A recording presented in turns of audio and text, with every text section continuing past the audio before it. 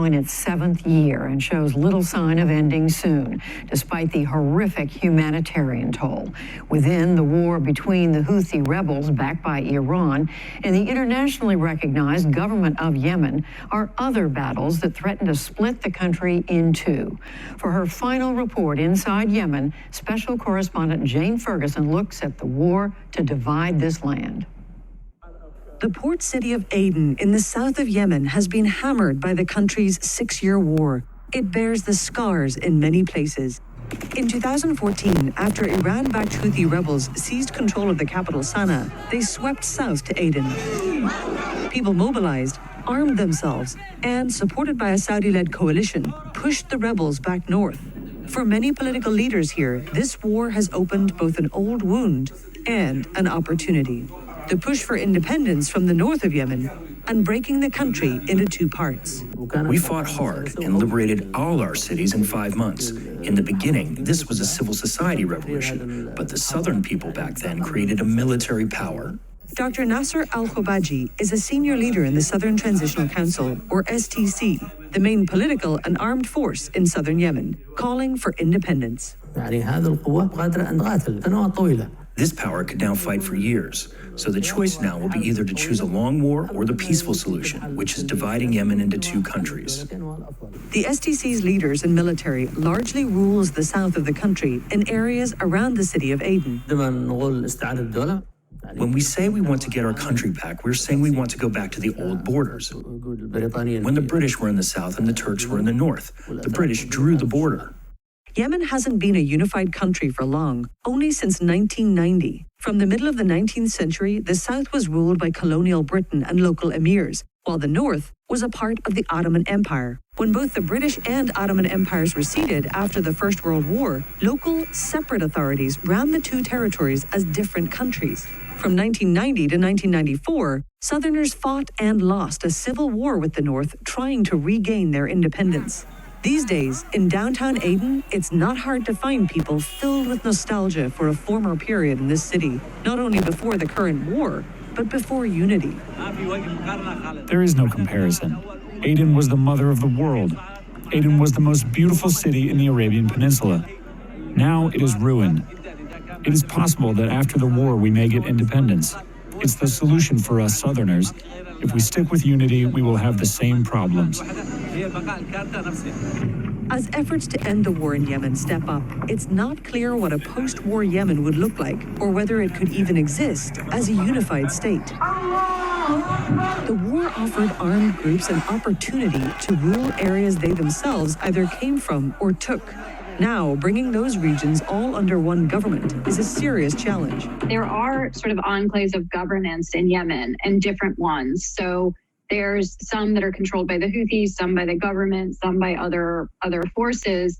And so the real question is what happens when the war ends? How do we work that out? And I think part of the answer is probably some sort of federalist system. Ilana Delosier is an expert on Yemen and the Gulf states with the Washington Institute. Conceptually, there's always been a sense of local politics. You know, all politics is local, and in Yemen that has long been the case. And so I'm not sure that this idea that we're going to have one totally psychologically unified Yemen is necessarily going to be the case. Making things more complex, there are more than two sides in this war. The Houthi rebels control the capital Sana'a and much of the north. To the east in Marib, they are battling the internationally recognized Yemeni government. Marib is the government force's last major stronghold. Technically, the separatists and the government are allied in their fight against the Houthis. But it's a relationship of convenience alone.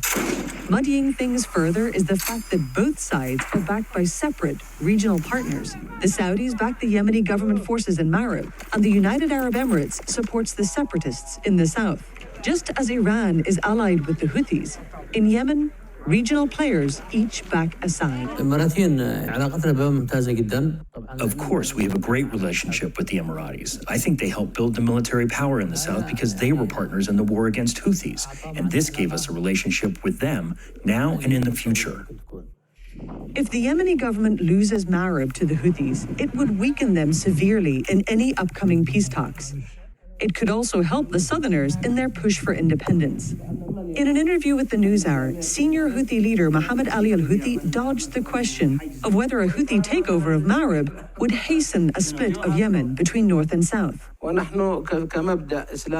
an Islamic perspective, we want unity between the whole Islamic community, and we hope the Islamic community will get as powerful as the Americans have now. Now the whole world wants unity.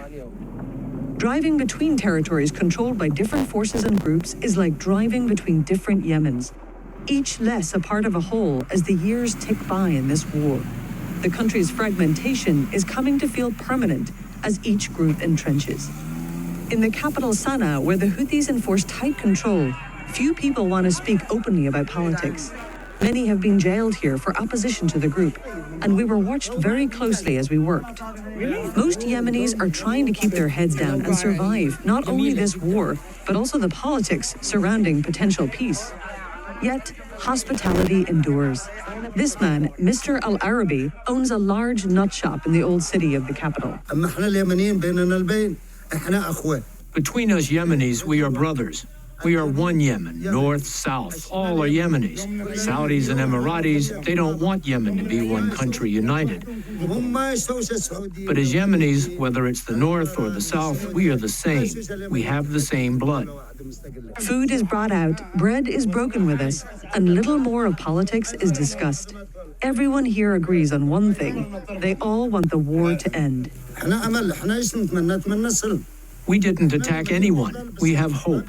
We want peace. We demand peace. But they attack us. The war will not come to any result.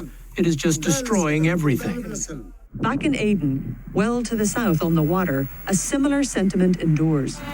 Since the war broke out, neither the internationally recognized government nor the separatist leaders have been able to provide basic services, jobs, or aid to the people. While politicians in this part of Yemen are passionate about independence, the people we talk to in the street tell us that it's important to them, but what's more important is simply that the war ends and the economic hardships that came with it end too.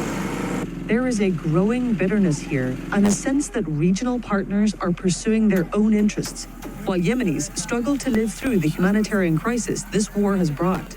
Wajdim Mohammed is a police officer fighting to get by. Yes, we want separation. We were good when we were alone. Now there is no electricity or salaries.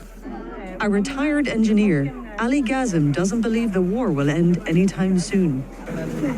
No, it doesn't mean that war will bring independence more quickly. The war will continue. If there's no peace, there's no stability. If there's no stability, there's no independence. As the war in Yemen appears to reach a battlefield climax in Marib and President Biden pushes for peace, imagining what Yemen will look like if and when the guns fall silent is increasingly complicated. A ceasefire may be the easiest part. Putting the country back together again will be much harder. For the PBS NewsHour, I'm Jane Ferguson in Aden, Yemen.